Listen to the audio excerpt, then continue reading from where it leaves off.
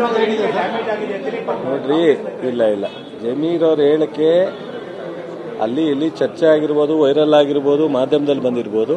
ಸ್ಥಳೀಯವಾಗಿ ಚುನಾವಣೆ ಮೇಲೆ ಅದರ ಪರಿಣಾಮ ಬೀರಲಿಕ್ಕೆ ಸಾಧ್ಯ. ಸರ್, 3 ಪಾರ್ಟಿಗಳು ಏನು ಲಾಸ್ಟ್ ಟೈಮ್ ಇದೆಲ್ಲ ರಿಟರ್ನ್ ಆಗ್ತಾವ ಅಂತ ಹೇಳ್ತಿದ್ದಾರೆ, ನೀವು ಬೇರೆ ಹೇಳ್ತಿದ್ದೀರಿ.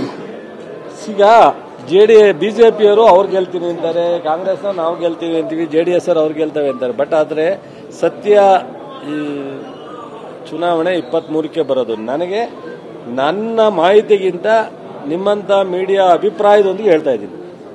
ಚಾನ್ಸಸ್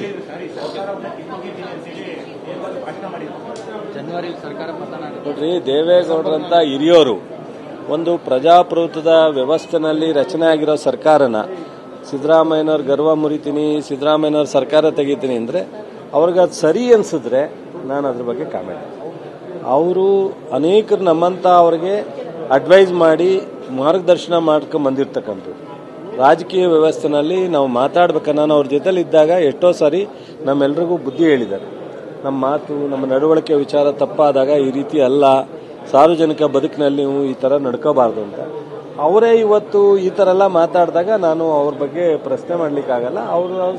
ಅವರು ಬಿಟ್ಟು ವಿಚಾರ. ಸೊ ಒಂದು ಸರ್ಕಾರ, ಒಂದು 136 ಜನ MLA ಇರೋ ಸರ್ಕಾರ ಕಿತ್ತೋಗಿದ್ದೀನಿ ಅಂತ ಅಂದರೆ ಏನರ್ಥ? ಅದೆಲ್ಲೋಗಿ ಮತ್ತೆ ಮೆಸೇಜು. ಒಬ್ಬರು ಪ್ರಧಾನಿ ಆಗಿದ್ದವರು, ಸೀನಿಯರ್ ಲೀಡ್ರು, ಸಿದ್ದರಾಮಯ್ಯನ ಗರ್ವ ಮುರಿತೀನಿ ಅಂದರೆ ಏನು? ಯಾರು ಈಗ TV ಮುಂದೆ ನಿಂತ್ಕೊಂಡಾಗ ಯಾರ್ಯಾರು ಹೆಂಗೆ ಮಾತಾಡ್ತಾರೆ ಅಂತ ಅವ್ರಿಗೆ ಗೊತ್ತಿದೆ. ಸೊ ಅದರಿಂದ ಬಹುಶಃ ಅವ್ರಿಗೆ ಅದು ಸರಿ ಅನ್ಸಿದ್ರೆ ನಂದೇನು ಅಭ್ಯಂತರ ಇಲ್ಲ. ಅವರನ್ನ ಯಾಕಂದ್ರಿ ಅಂತ ಕೇಳೋಟ್ಟು ನಾನು ಎತ್ತರಕ್ಕೆ ಬೆಳೆದಿಲ್ಲ.